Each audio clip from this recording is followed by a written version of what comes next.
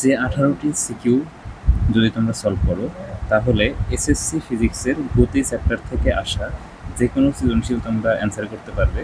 তার 7 নাম্বার সিকিউতে তোমাদেরকে স্বাগত জানাচ্ছি আমি লিওন। তোমরা দেখছো ফিকটাস একাডেমি। তাহলে চলো আমরা কথা না বাড়িয়ে আমাদের সিকিউটি সলভ করার ট্রাই করি। আচ্ছা, তাহলে দেখো, গতানুগতিকভাবেই আমরা যে লেখচিত্রের সিরিজটি সলভ করতেছিলাম, তার ধারাবাহিকতায় আজকে আমরা এমন একটা লেখচিত্র পেয়েছি যেখানে বলা হচ্ছে সাইকেলের গতিকালের বেগের বিভিন্ন অবস্থা এখানে বলা হয়েছে, আমাদেরকে বিশ্লেষণ করতে বলা হয়েছে।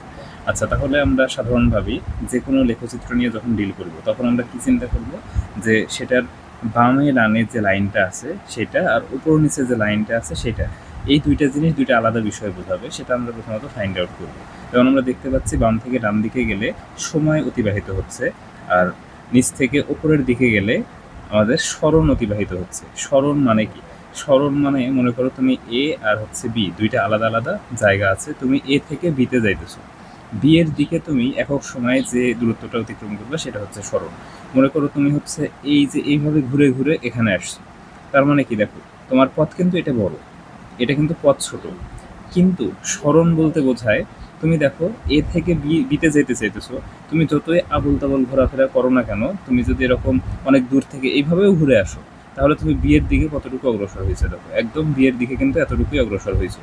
তার মানে হচ্ছে তুমি এই জায়গা থেকে এই জায়গাতে আসার যে কথা, এই এ থেকে এরকম পিছন দিয়ে হোক যে বিভিন্ন দিক দিয়ে এখানে আসা কিন্তু বিয়ের দিকে একই পরিমাণ যাওয়া। বুঝতে পারছো? এই জিনিসটাই কিন্তু হচ্ছে স্মরণ, অর্থাৎ কোনো একটা নির্দিষ্ট দিকে অতিক্রান্ত দূরত্ব, এটা এখানে বোঝানো হয়েছে। আচ্ছা, এখন দেখো, ঘটনাটা যখন শুরু হয়, মনে করো তুমি একটা রেলওয়ে স্টেশনে দাঁড়িয়ে আছো, মনে করো এই যে এটা হচ্ছে তুমি একটা রেলওয়ে স্টেশনে দাঁড়িয়ে আছো, তারপর হচ্ছে তাকায় আছো একটা ট্রেনের দিকে। যখন তুমি তাকাইছো, যখন থেকে তুমি ওটার দিকে দেখা শুরু করছো, তারপর দেখো 1 সেকেন্ড চলে গেছে, 2 সেকেন্ড, 3 সেকেন্ড, 5 সেকেন্ড, গাড়িটা একদমই কোনো নড়াচড়া করে নেই। এইভাবে যখন 10 সেকেন্ড পার হয়ে গেল, তারপর গাড়িটা চলতে শুরু করছে। বুঝতে পারছো? এই গ্রাফটার মানে এই জায়গাটুকু যে ফাঁকা, তার মানে প্রথম 10 সেকেন্ডে কোনো স্মরণই হয়নি, অর্থাৎ অবস্থানের কোনো পরিবর্তনই হয়নি। আচ্ছা, তারপর 10 সেকেন্ডের পর তুমি যখন গাড়িটার দিক তাকিয়ে আছো, তুমি দেখতে পাচ্ছ যে গাড়িটা দূরত্ব অতিক্রম করতেছে একটা নির্দিষ্ট দিকে, সেটার মান হয়ে গেল হচ্ছে 20। যখন এটা 20 মিটার কোনো একটা নির্দিষ্ট দিকে অতিক্রম করছে, অর্থাৎ স্মরণ 20 মিটার হয়েছে, ততক্ষণে সময়ের কথা তো তোমাকে খেয়াল রাখতে হবে যে তাহলে এটা ঘটতে কতটুকু সময় লাগবে। এই গাড়িটা মুভমেন্ট করা শুরু করছিল 10 সেকেন্ড থেকে, আর যখন 20 মিটার সে স্মরণ অতিক্রম করে, তখন তোমার যে টাইম কাউন্ট তুমি করতেছিলে 1 2 3 4 করে, সেটা এসে দাঁড়াইছে 25-এ। তার মানে কি? গাড়িটা কতটুকু সময়ব্যাপী চলাফেরা করছে সেটা হচ্ছে, দেখো এই তো 10 আর 25-এর যে বিয়োগফল কত হবে, সেটা 25 থেকে 10 বাদ দিলে হবে হচ্ছে 15। তার মানে 15 সেকেন্ড। দেখো আমি এখানে লিখে রাখছি টি অফ ই এফ। তার মানে দেখো, আমরা এই যে ইএফ অংশটা নিয়ে পর্যালোচনা করতেছি, বিশ্লেষণ করতেছি যে ইএফ অংশটাতে কী ঘটেছে। তো এখানে আমরা দেখতে পাচ্ছি যে ইএফ অংশে আসলে গাড়িটা 20 মিটার স্মরণ হয়েছে গাড়িটার, আর এই 20 মিটার স্মরণ হইতে তার সময় লাগছে তো এই অংশটুকু, অর্থাৎ 15। এই জন্য টি অফ ইএফ আমরা লিখেছি 15 সেকেন্ড। আচ্ছা, আরেকটা বিষয় দেখো, এরপর এফ থেকে জিতে এই অংশটাতে তুমি যখন আবার নতুন করে দেখা শুরু করছো, 25 সেকেন্ড থেকে তুমি ধরো আর একটা ঘটনা অবজার্ভ করতেছো, তখন দেখো গাড়িটা তুমি 25 26 27 28 29 30 31 32 33 34 35 এভাবে মনে করো তুমি স্টপ বসে বা মনে মনে গুনতেছো, আর এর মধ্যে তুমি দেখলে গাড়িটার কোনো অবস্থানের পরিবর্তনই হয়নি। তার মানে কি? সে 20 মিটার দূরত্ব যে ছিল 20 মিটার দূরত্বে আছে, এই জন্য দেখো গ্রাফটা কিন্তু ফ্ল্যাট হয়েছে, ফ্ল্যাট। তার মানে এই জায়গাতে কিন্তু স্মরণ 0। তার মানে এই যে এই অংশটুকু জুড়ে কোনো স্মরণই হয় নাই। আচ্ছা, তাহলে এই অংশটুকুর সময় কত? সময়টা আমরা পাবো নিচের দিকে তাকালে। দেখো, 25 থেকে এই ঘটনাটা শুরু হয়েছিল স্থির থাকা, সেটা শেষ হয়েছে কততে? 35-এ। তাহলে মাঝখানের সময় কত? মাঝখানের সময় হচ্ছে 35 বিয়োগ 25, অ্যান্সার হচ্ছে 10। এই দেখো আমি এখানে লিখে রেখেছি টি অফ এফসি। আচ্ছা, এরপর দেখো জিএইচ। তাহলে জিএইচ যে পার্টটা, এই পার্টে কি হয়েছে? গাড়িটা কি স্থির ছিল? স্থির ছিল না। স্থির থাকলে তো তার কোনো স্মরণ হইতো না, মানে সেই যে প্রথমে যে 20 মিটার স্মরণ অতিক্রম করছে ওখানেই থাকতো, কিন্তু এই অংশটাতে কিন্তু সেটা হয়নি। তাহলে এই অংশে এসে গাড়িটা আবার একটু চলাফেরা করতে শুরু করছে, নির্দিষ্ট দিকে সে আগাচ্ছে। এই নির্দিষ্ট দিকে যে আগাচ্ছে সেটা কত মিটার হয়েছে দেখো, এই তো জি থেকে এইচে আসতে আসতে এটা হয়েছে দেখো আগে ছিল 20-এ, এখন গেছে 8-এ। তার মানে এই যে আমাদের ঘটনাটা জিএইচ অংশে সরণ কত? জিএইচ অংশে সরণ হচ্ছে 30 - 20, অর্থাৎ 10 মিটার। বুঝতে পারছো? তোমরা এই অংশটুকুর জন্য সরণ দেখতে হলে এই তো বাম দিকে এখানে তাকাবা।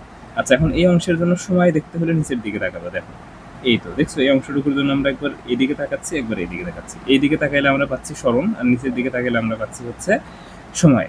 তাহলে দেখো 35তম সেকেন্ড থেকে এই ঘটনাটা ঘটা শুরু হয়েছিল, এমনকি গিয়ে শেষ হয়েছে 45-এ। তাহলে মাঝখানে টাইমের ডিফারেন্স হচ্ছে টি অফ জিএইচ 10 সেকেন্ড।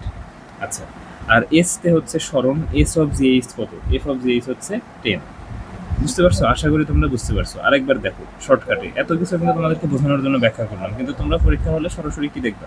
দেখবা যে ইএফ একটা অংশ, এই ইএফ অংশের সরণ কত? এই তো দেখো সরণ হচ্ছে 20। এই তো এস অফ ইএফ সমান সমান 20। আচ্ছা, ইএফ একটা অংশ, সেই ইএফ অংশটা ঘুরতে সময় কত লাগছে? এই তো এতটুকু ইএফ। তাহলে এখানে দেখো সময় হচ্ছে 10 থেকে 25, বাদ দিলে হয় 15।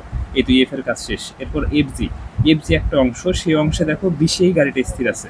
তার মানে এই জায়গাতে আলাদা করে কোনো সরণই হয় নাই, তার মানে এস এর মান হচ্ছে 0। এখন এফ জি যে অংশটা, এই এফ জি অংশের সময় কত? সময় দেখো 25 থেকে 35, তার মানে ডিফারেন্স কত? ডিফারেন্স হচ্ছে 10। এরপর জিএইচ অংশে কি হয়েছে? সরণ হয়েছে। কত সরণ হয়েছে? 20 থেকে 30, তার মানে ডিফারেন্স কত? 10। এই তো এস অফ জিএইচ হচ্ছে 10। এখন জিএইচ অংশে কতটুকু সময় লাগছে সেটা হচ্ছে আমরা নিচের দিকে পাবো। দেখো 35 থেকে 45, ডিফারেন্স হচ্ছে 10। এই তো আমরা গ্রাফ অ্যানালাইসিস করে শেষ করে ফেলেছি। এখন আমরা সেই কাজটা করবো যেটা প্রশ্নে বলা হয়েছে। দেখো প্রশ্নে বলছে যে বেগের বিভিন্ন অবস্থা। তার মানে বেগ জিনিসটা কি? বেগ হচ্ছে একক সময়ে সরণ। আরও সহজ কথায় বললে 1 সেকেন্ডে সরণ। আমি তোমাদের অফলাইন ক্লাসে বা লেকচার ক্লাসে যে শর্টকাট সংজ্ঞাগুলো বলছিলাম, যেগুলো তোমরা পরীক্ষায় লিখবা না কিন্তু বোঝার জন্য, সেখানে কিন্তু এগুলো আছে। ত্বরণ মানে কি? ত্বরণ মানে হচ্ছে 1 সেকেন্ডে বেগ। বেগ মানে কি? বেগ মানে হচ্ছে 1 সেকেন্ডে সরণ। আচ্ছা, এখন আমরা প্রত্যেকটা অংশে বেগের মান বের করবো। এখানে দেখো সরণ হয়েছে কত? সরণ হয়েছে 20। কত সেকেন্ডে হয়েছে? 15 সেকেন্ডে। তাহলে 15 সেকেন্ডে সরণকে আমরা কিন্তু বেগ বলতে পারবো না। 1 সেকেন্ডে কতটুকু সরণ হয়েছে সেটাকে আমরা বেগ বলতে পারবো। তাহলে আমরা যদি এই 20-কে 15 দ্বারা ভাগ করি, তাহলে কিন্তু আমরা বলতে পারবো তখন সেটাকে বেগ। আচ্ছা, এটা হচ্ছে বোঝার কথা। এখন এটাকেই তোমরা ম্যাথমেটিক্যালি সূত্র দিয়ে এভাবে করতে পারো, ভি সমান সমান এস বাই টি। দেখো আমি তোমাকে ওখানে যেটা বললাম 20/15, সেটাই কিন্তু এখানে আমরা করতেছি। ঐকিক নিয়ম তুমি যদি বোঝো, এটা কিন্তু তোমার জন্য কোনো বিষয় না, যেভাবে আমি তোমাদেরকে কনসেপ্টগুলো বোঝানোর ট্রাই করছি কনসেপ্ট ক্লাসগুলোতে। আচ্ছা, তাহলে ভি সমান সমান হচ্ছে এস বাই টি। এটা কিন্তু মূলত আসছে তোমাদেরকে আমি 1 নম্বর সূত্র যেটা পড়াইছিলাম, এস সমান ভিটি, ওই জায়গা থেকে। দেখো এস সমান সমান ভিটি, বা আমাদের এখানে দরকার হচ্ছে ভি। তাহলে যে জিনিসটা আমাদের দরকার সরল করবো আমরা কিভাবে? সেই জিনিসটাকে বাম পাশে নিয়ে আসবো, কিন্তু এখানে দেখো ভি তো ডান পাশে আছে, তাহলে আমরা পক্ষান্তর করবো। তার মানে আমরা লিখতে পারতেছি ভিটি সমান সমান এস। এখন দেখো এই যে ভি এর সাথে টিটা আছে কিভাবে? গুণন আকারে। তাহলে সমান চিহ্নের ওই পাশে আমরা যদি টিকে নিয়ে যেতে চাই, তাহলে গুণন থাকলে কি হয়? ভাগ। যোগ থাকলে কি হয়? বিয়োগ। তাহলে আমরা লিখতে পারি ভি সমান সমান এস বাই টি, কারণ এখানে গুণন অবস্থায় টিটা ছিল। যদি আমরা ওই পাশে নিয়ে আসি, ভাগ হয়ে গেল। তাহলে দেখো এই জিনিসটাই কিন্তু আমরা এখানে লিখেছি, ভি সমান এস বাই টি। তারপর দেখো এই অংশটুকু আমরা হচ্ছে ইএফ অংশের জন্য এই কাজটা করতেছি। তাহলে ইএফ অংশের আমরা এস আর টি কিন্তু বের করে রেখেছি, 20 আর হচ্ছে 15, সেটা আমরা কিন্তু এখানে দেখো লিখে ফেললাম। তাহলে আমাদের অ্যান্সার আসছে, ক্যালকুলেটর তোমরা করলেই দেখতে পাবা, 1.33 মিটার পার সেকেন্ড। আচ্ছা, এরপর এফ জি এর জন্য আমরা সেম কাজ করবো, ভি সমান এস বাই টি। কিন্তু এখানে খেয়াল রাখবা, তুমি যখন এই যে এস আর টি বসাবা, তখন এই যে এফ জি এর অংশের জন্য সেগুলাই কিন্তু বসাইতে হবে। এগুলোর যদি বসাবা হলে কিন্তু হবে না। আচ্ছা, তাহলে তুমি বসালে। দেখো এফ জি অংশে যেহেতু কোনো সরণই হয় নাই, এই জন্য এস এর মান 0। আর এই ঘটনাটা ঘটছে দেখো এই তো 10 সেকেন্ড সময়, এই জন্য আমরা এখানে লিখছি 10। তাহলে বেগ কত? সরণ বাই সময়। সরণ যেহেতু 0, তাহলে বেগও হবে 0। আচ্ছা, এরপরের অংশে দেখো আমরা কি করছি, জিএইচ অংশ, অর্থাৎ এই অংশে আমরা বেগ বের করবো, ভি সমান এস বাই টি। তাহলে দেখো এই অংশে সরণ কত? দেখো এই তো এই অংশের সরণ, এই তো দেখছো, এই অংশটুকু এখানে সরাসরি টানবা। আচ্ছা হ্যাঁ, পরীক্ষা হলে এইভাবে দাগাদাগি করবা, সমস্যা নাই, পেন্সিল দিয়ে দাগাদাগি করে বের করবা। তাহলে জিএইচ দেখো কত? 10, সরণ হচ্ছে 10, ওইটা আমরা এখানে লিখছি। সময় কত? সময়ও 10। দেখো এই তো নিচের দিকে সময়। আর এই যে নিচের দিকেই কেন আমরা সময় দিচ্ছি? কারণ দেখো এটা মনে রাখার কোনো কিছুই না, এখানে লেখাই আছে সময়, নিচের দিকে সময় লেখাই আছে, এই জন্য নিচ থেকে আমরা সময় নিচ্ছি। আর দেখো এই যে উপর নিচে সরণ বাম পাশে লেখাই আছে, এটা দেখে আমরা লিখতেছি। আবার দেখো পরীক্ষার হলে এমন হতে পারে যে এখান দিয়ে লেখা আছে স্মরণ, যদিও হয় না, সময় সাধারণত শিক্ষকরা ট্রাই করে নিচেই দিতে, তারপরেও তুমি খেয়াল করবা যে স্মরণটা কোথায় লেখা আছে, এখানে দিয়েও কিন্তু গ্রাফ বানানো সম্ভব, বুঝছো? তাহলে কনফিউজড না হয়ে চোখ কান খোলা রেখে শুধু এই কনসেপ্টগুলো অ্যাপ্লাই করবা, তাহলেই কিন্তু সবগুলো তোমরা পারবে। তাহলে দেখো 10/10 অ্যান্সার হচ্ছে 1 মিটার পার সেকেন্ড। তার মানে দেখো ইএফ ও জিএইচ অংশে গাড়িটি সমবেগে এবং এফজি অংশে গাড়িটির বেগ 0। এই ইএফ ও জিএইচ সমবেগে, হ্যাঁ দেখো ইএফ আর জিএইচ, তার মানে ইএফ অংশে গাড়িটা সমবেগে যাচ্ছে। আচ্ছা, তারপর জিএইচ অংশে সমবেগে, এই কথার মানে কিন্তু এটা না যে ইএফ এ যে বেগে যাচ্ছে জিএইচ কেও সেই বেগে যাচ্ছে, দুইটা আলাদা আলাদা বেগ। তখন যেমন দেখো ইএফ এ কিন্তু 1.33, জিএইচ এ কিন্তু 1, কিন্তু এই যে ইএফ অংশ দূরে সে এত বেগেই গেছে, ইএফ অংশে সে 15 সেকেন্ড চলছে কিন্তু প্রতি সেকেন্ডে 1.3 করেই গেছে, এই জন্য কিন্তু এখানে লেখা হয়েছে যে সমবেগে। তার মানে ইএফ ও জিএইচ অংশে আলাদা আলাদা বেগে সমবেগে গেছে, কিন্তু জিএইচ অংশে, সরি এফজি অংশে, ইএফ ও জিএইচ অংশে, ইএফ ও জিএইচ এ গেছে সমবেগে, কিন্তু এফজি অংশে আসলে তার কোনো বেগই ছিল না, কারণ কোনো স্মরণ ছিল না। আচ্ছা, তো আশা করি তোমরা এই ক্লাসটা বুঝতে পারছো। তো এটা খুবই সহজ একটা পার্ট ছিল। আর আমরা কিন্তু আমাদের এই সিরিজের মধ্যে সবগুলো এমন অঙ্ক নিয়েছি যেগুলো ইউনিক, অর্থাৎ এই একটা অঙ্ক এক একটা করে টাইপ, এরকম 18টা অঙ্ক যদি করো তাহলে এই চ্যাপ্টার থেকে তেমন কোনো শিক্ষকের পক্ষে আলাদা নতুন কোনো টাইপের অঙ্ক দেওয়া সম্ভবই না। তাহলে তুমি কেন বলো, কেন পারবা না যে এই চ্যাপ্টার থেকে যে কোনো একটা সৃজনশীল যদি তোমার পরীক্ষায় আসে, স্কুলের পরীক্ষায় হোক বা বোর্ডে, তুমি কেন অ্যান্সার করতে পারবে না? অবশ্যই তোমাকে পারতে হবে, আর তার জন্য তোমাকে এই সিরিজটা সম্পূর্ণ দেখতে হবে, বুঝে করতে হবে।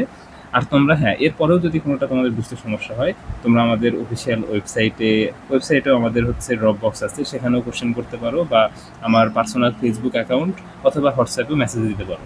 আর তোমাদের আরও ফিজিক্সের, কেমিস্ট্রি বা বায়োলজির যার যে জায়গাতে সমস্যা, যেগুলো শেখা দরকার বা বোঝা দরকার, সেগুলো আমাকে জানাতে পারো, তাহলে আমি সেগুলোর ওপর তোমাদের জন্য সহায়ক ভিডিও নিয়ে আসবো আমাদের ফিটনেস একাডেমির পক্ষ থেকে। তো সবাইকে ধন্যবাদ জানিয়ে ভিডিও শেষ করছি। আসসালামু আলাইকুম।